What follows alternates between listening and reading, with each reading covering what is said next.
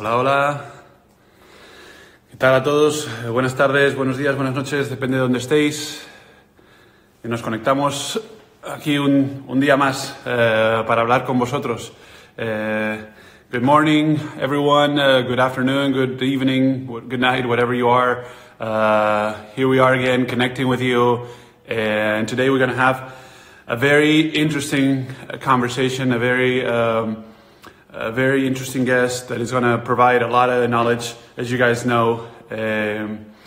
So it's gonna be a very I think a very insightful conversation. So I'll encourage everyone to tune in and to see what Bryant Holiday is our guest. An incredible author today again. We're gonna connect with him soon. Así que hoy nuestra conversación va a ser en inglés. Nuestro invitado es un autor americano que nos va a aportar un conocimiento único y una perspectiva especial. Así que espero que lo podáis pillar todo, ¿vale? Vamos a ver si contactamos aquí con Ryan. Bueno, ¿qué tal? ¿Cómo estáis? Voy saludando ahí, saludo ahí a Prieto, Alfonso, Usman, 24, Lakers for Life, how you doing? Saludos, abrazos ahí también a todos. Espero que estéis bien, espero que vuestras familias también estén bien. Así que vamos a ver si... hi everyone, how's it going? Here you are.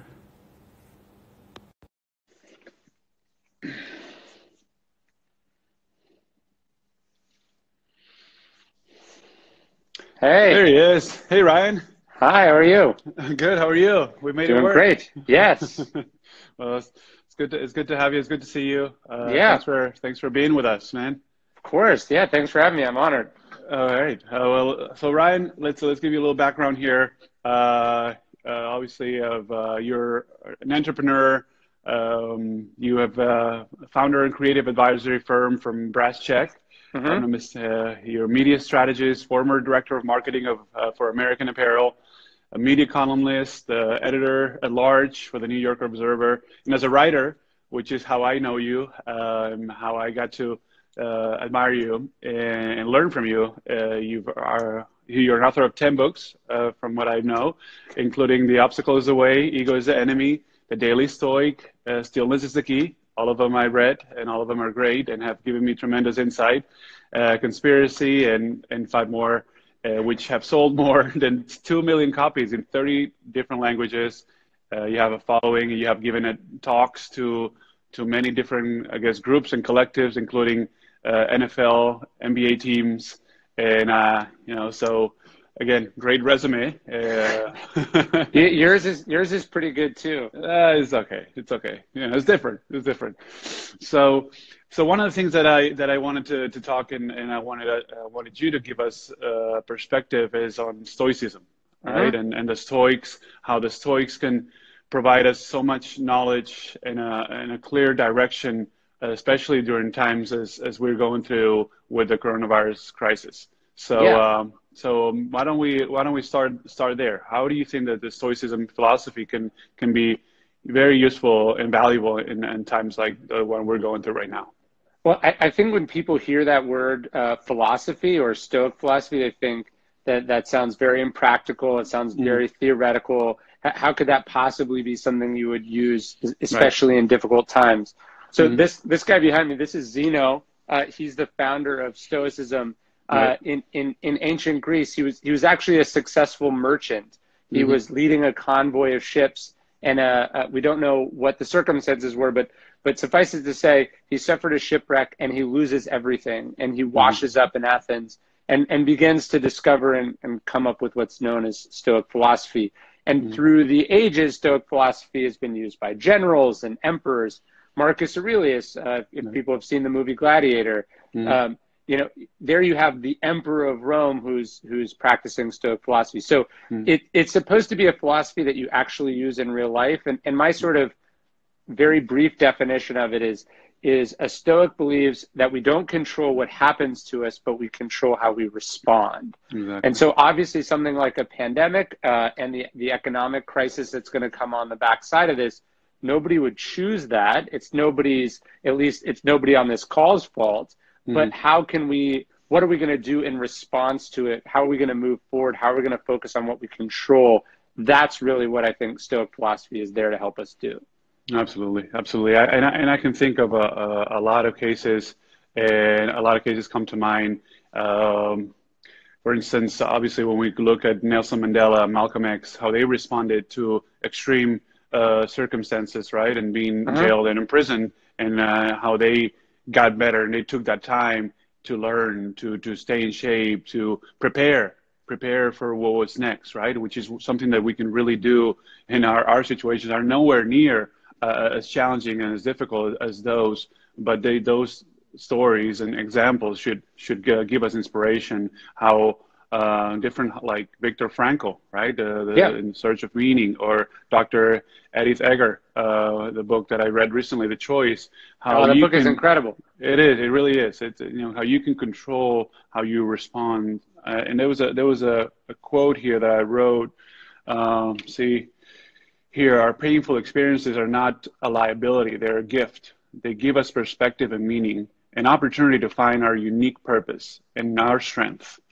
So I think that this is and I read, I listened to your Daily Stoic Today episode before we kind of got connected, and I wanted us to, for you to tell us about Arte, and what we can do today, right? How we can respond, what it's in our control, how each and every one of us have the ability and the choice to, build our habits, check on our priorities. What were we focusing our time and effort and money on?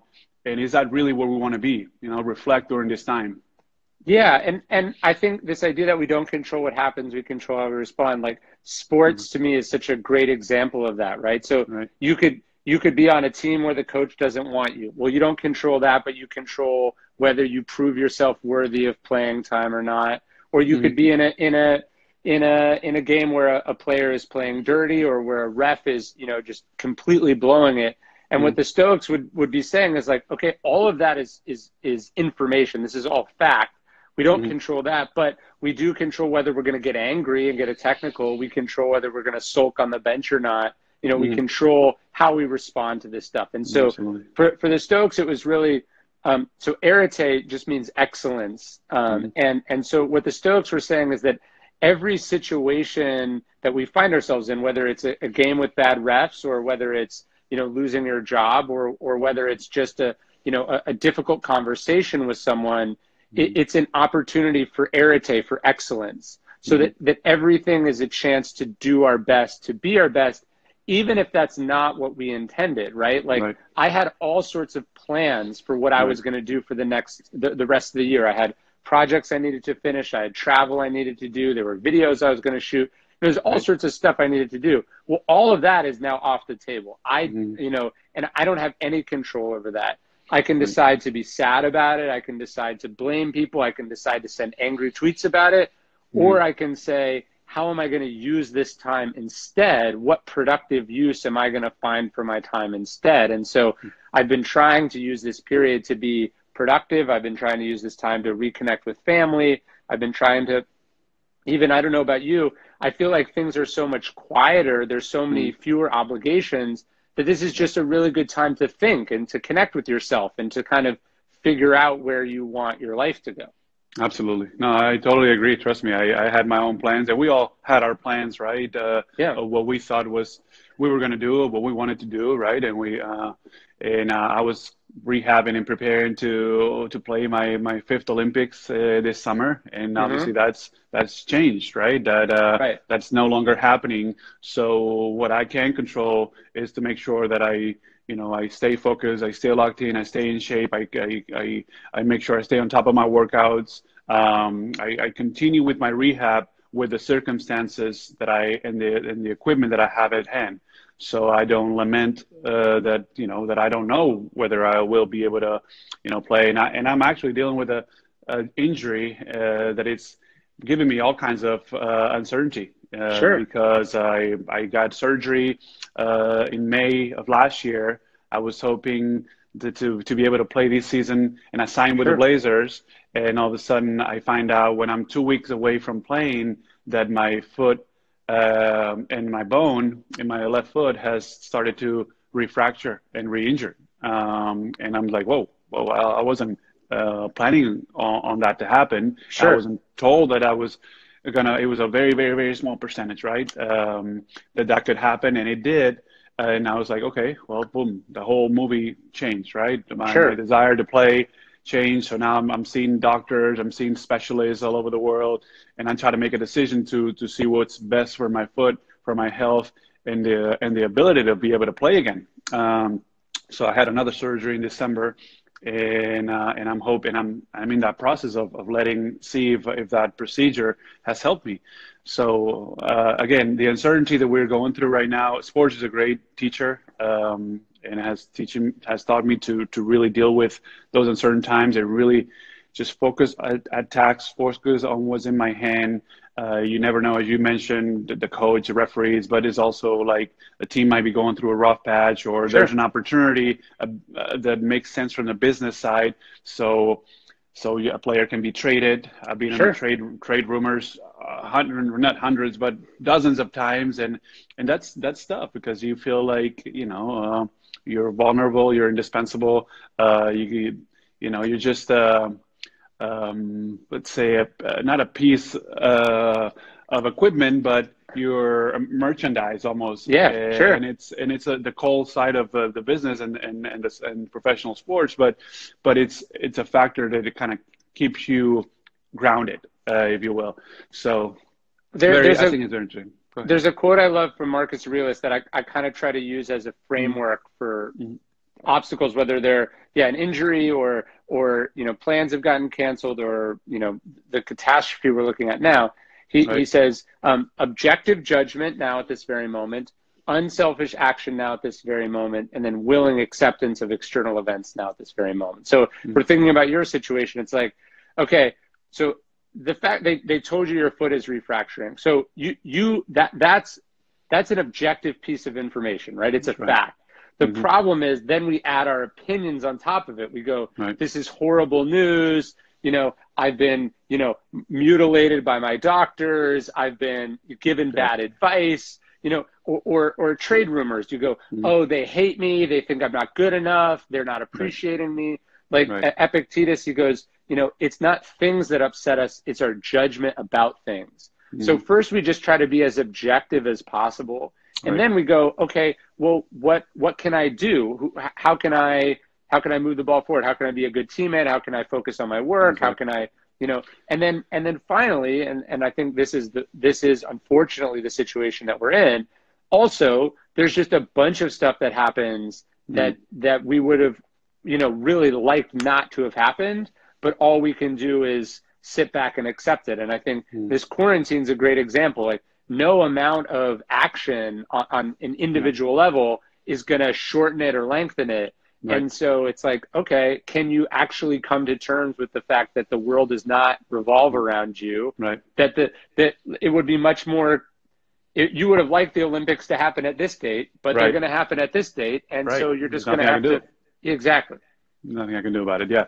So yeah, that's totally true. And that takes me to the next point that I wanted to, the next concept, the alive time versus the dead time, right? How we Yeah. can take advantage, and I talk about that, how we can take advantage of this moment, right? I think every moment, good or bad, presents you with an opportunity, with an option to make a choice, to Yes. behave a certain way, right?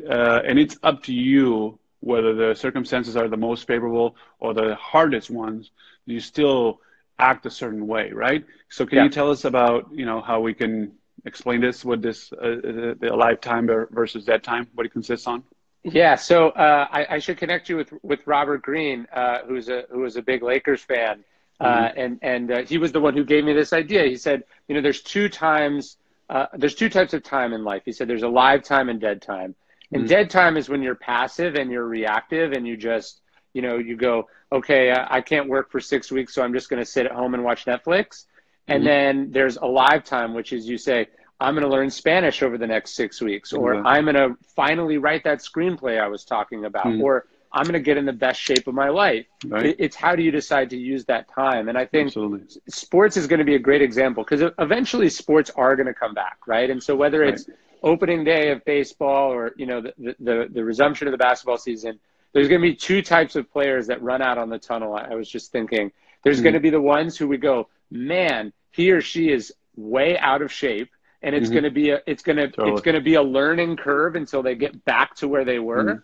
And then there's going to be some players, like I can imagine James Harden is going to walk out on the court, and there's going to be something that we're like, how did he do that?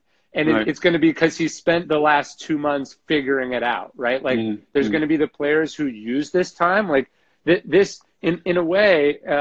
The delaying of the Olympics, if it means you still get to compete, may actually give you more time to rehab your injury, and so people may be surprised at how good you are, and so that's a choice that we always have. And so I'm trying to say, like, hey, look, at the end of this, what are the stack of pages that I'm going to have written? You know, what are the relationships that I'm going to have invested in? What am I like?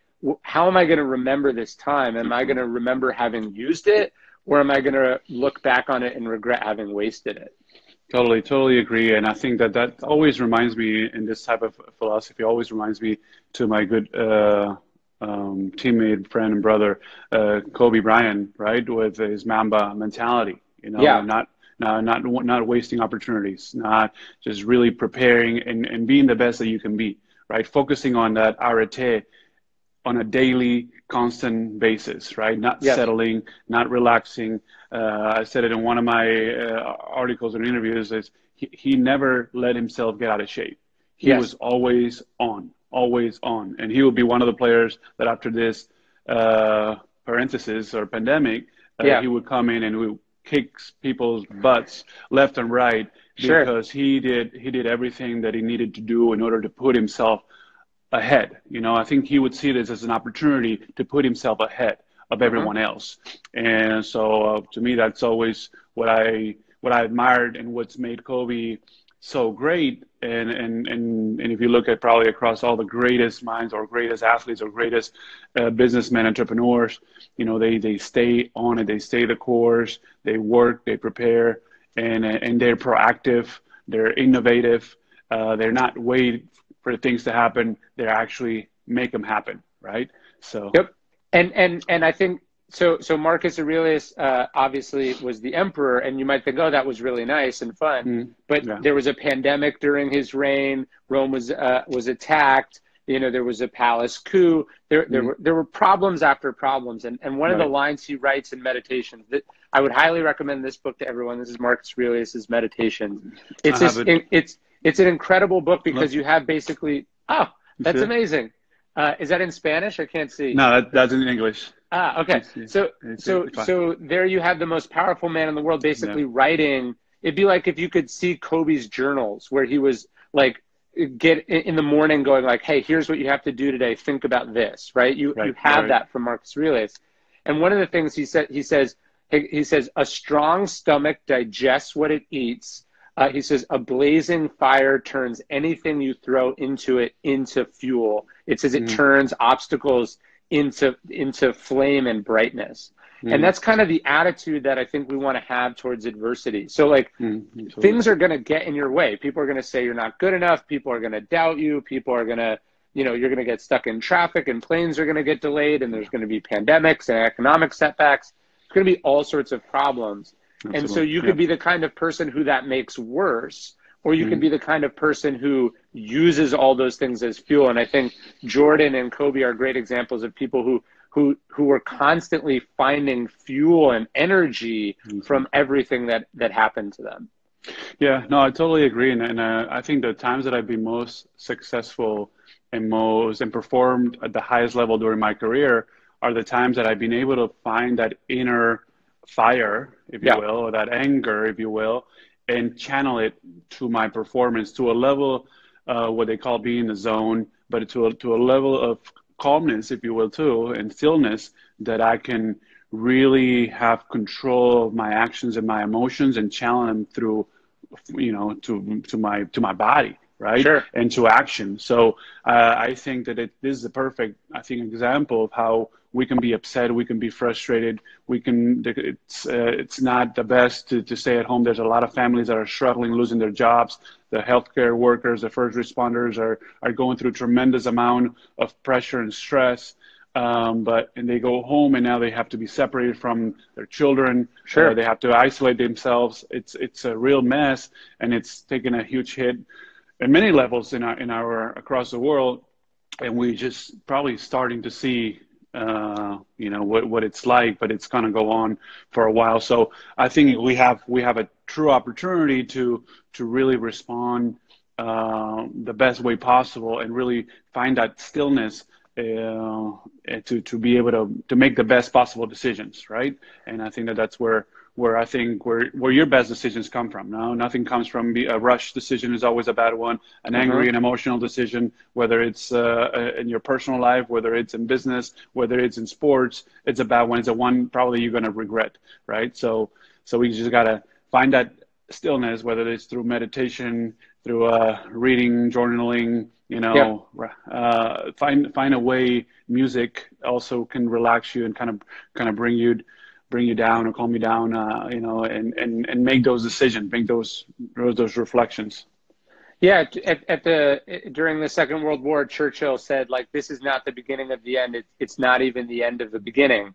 And I think we're in the very early stages of this. There was a great sort of modern Stoic.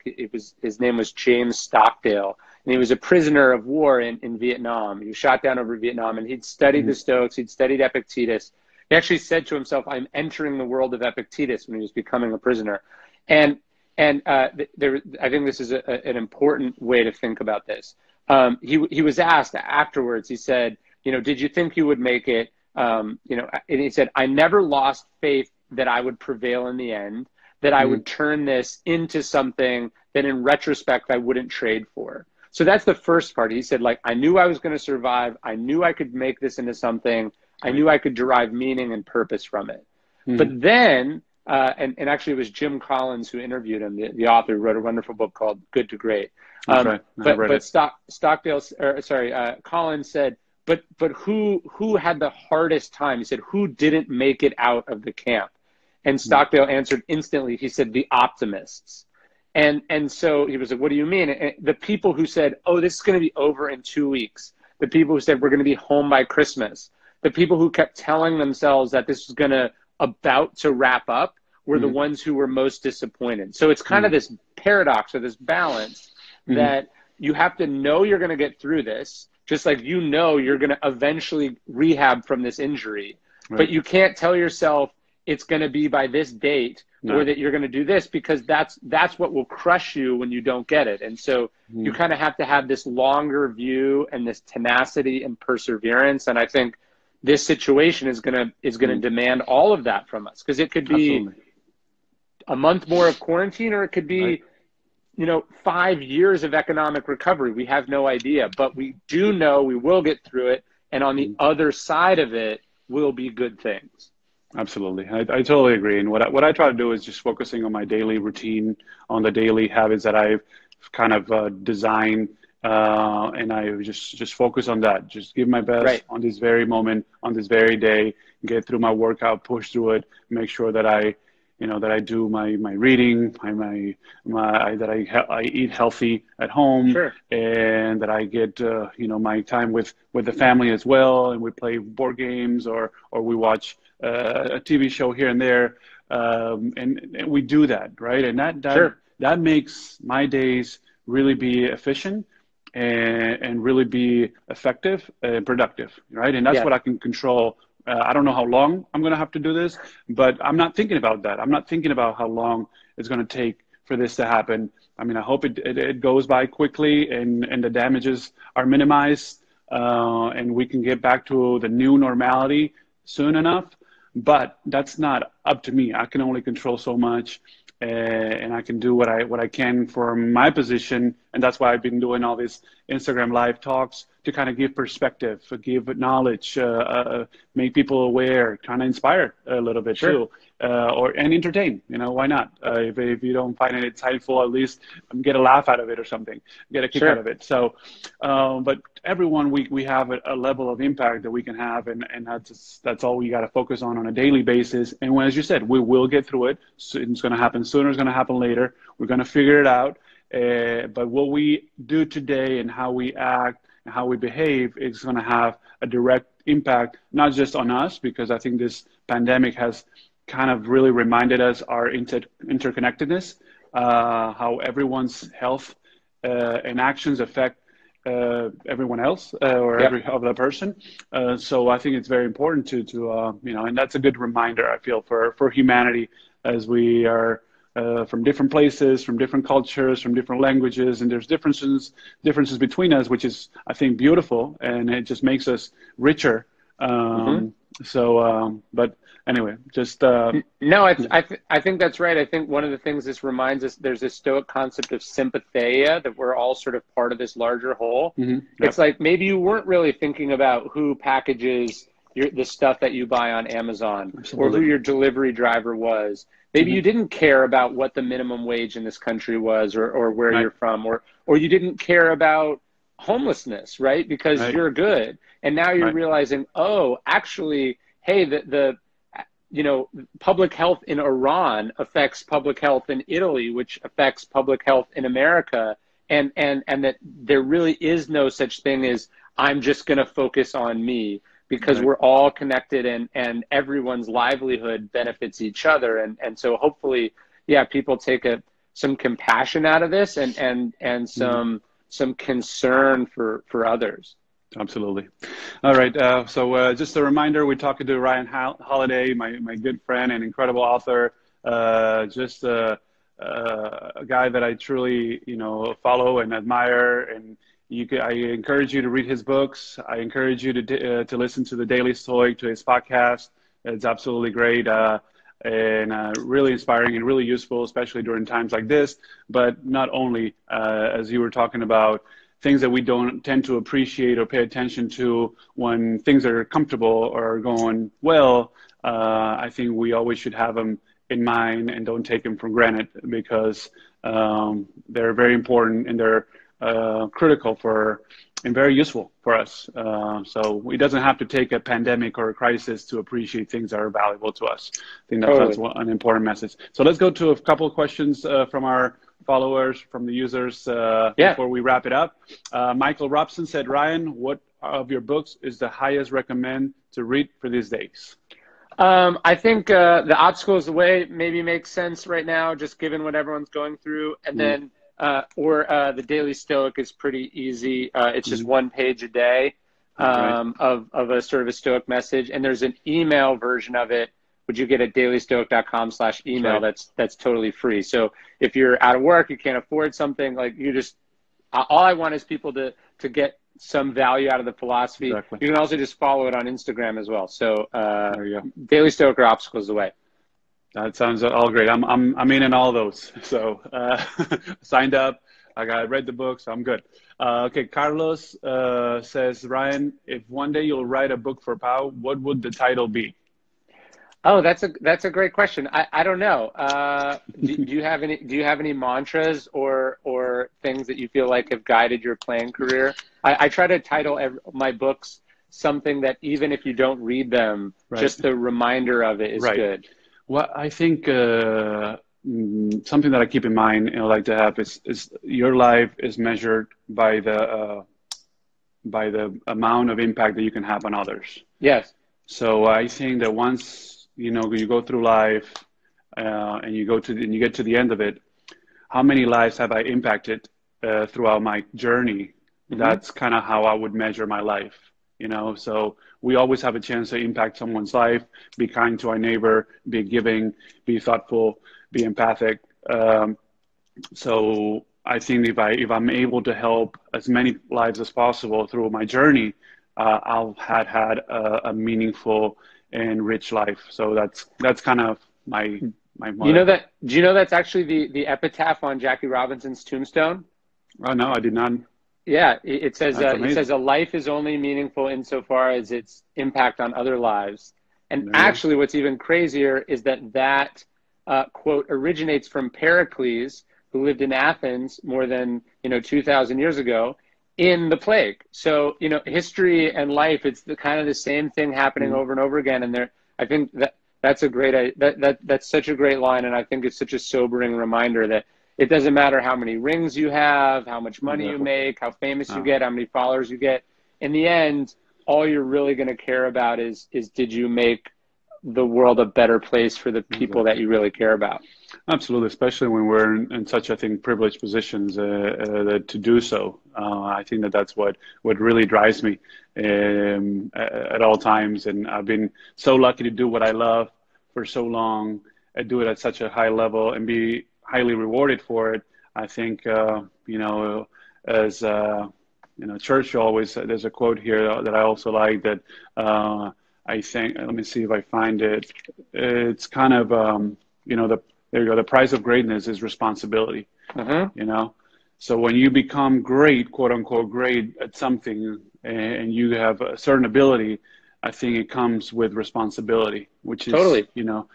giving back, helping out the most vulnerable, the people in need, and so forth, making the world a better place. So I think, that's also something that I always keep in mind. Okay, so Catherine288 is asking, Ryan, are you a basketball fan? What's your favorite team? I am a basketball fan. I grew up in Sacramento in the 90s, so I'm sort of permanently have the Kings scarred in my memory. I was Mhm. lucky enough at the beginning of the season to talk to the players there. So I'm a Kings fan, and then since I live in Austin, I guess my second team would be the Spurs, The since Spurs. they're the closest. Yeah. Who was your favorite player on the Kings during the Growing 90s? up, Yes. I when I talked to them, they Yes. said I could have a jersey Uh-huh. of any player that I wanted, and so Yeah. I got a Doug Christie jersey. I was a huge Doug Oh, Christie fan growing up. But when I yeah. talked, obviously all the other players were there, Right. but Bobby Jackson is an I know. assistant coach, and I played with Bobby. I'm a huge Bobby Jackson fan. I played with Bobby in Memphis. Bobby Buckets. Oh, he's the Yeah, best. for a couple of years. He's a great guy. I love playing with him. Yeah, great guy. So yeah, that's cool. That's good. It's Yeah. interesting. So obviously, I didn't play in the '90s in the NBA, but I played in the early 2000s, and they still had a great team with Peja, Stojakovic, Vlade Divac, Mike Bibby, and then Chris Webber. So Yes. they even Hito Turkoglu, which ended up playing with the I was a Spurs huge later. He- I was a huge Hito fan too. Yeah. Oh man. So good times, good Yes. players, good teams. They were very close to beat the Lakers. Uh, So anyway, all right. So now last question for both. okay. Best U.S. city to live at. Oh, that's a Austin. good question. So I've lived in Austin, which I love. Hmm. I lived in New Orleans for several years, which I loved. I lived in LA. I like LA. But yeah, I feel like Austin is the perfect balance For of you. all different parts of America. It's got this sort of the southern feel, but it's Mm, not, it's not the deep South. right. You can easily get lots of places, lots of food, lots of great food. Yeah, so I love Austin. Right. Yeah. I love Austin too. When I played with the Spurs, I actually had a chance to drive up to Austin a couple times and just to spend the day. Just a beautiful, the nature around. It's fantastic, and it's really not one of the most up and coming cities in the country. So really Where are nice. you right now? I'm in the Pacific Coast. I'm in the Oh, okay, Pacific Coast right now. got it. So one of my favorite areas from the country, but so LA, San Francisco are two of my favorite cities. But also one of my favorite ones is Chicago. Chicago. Of Chicago. It's course. love the I just Midwest. can't do the winter. I know the winter stuff, but I didn't mind the cold. I didn't mind the cold, and so I enjoyed Chicago a lot when I played there.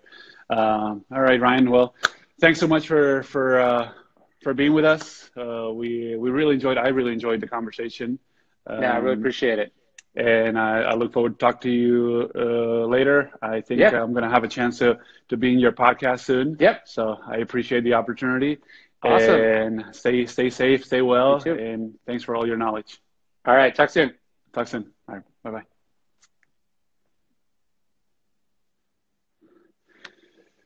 Okay, everyone. I'm sorry. I see a lot of hellos, and I think my friend Yusuf Nurkic connected also and said hi. Hi, hola, brate. Kako si? Hope you're doing well, my friend. Well, I'll talk to you later. And so Sergio Yui, Sergi, hola, ¿qué tal? Gracias por conectarte. And everyone else that has connected and enjoying our conversation. I hope you guys enjoyed it. I think Ryan has tremendous insight, and I think a lot of the concepts and the Stoic messages along the way really resonate today.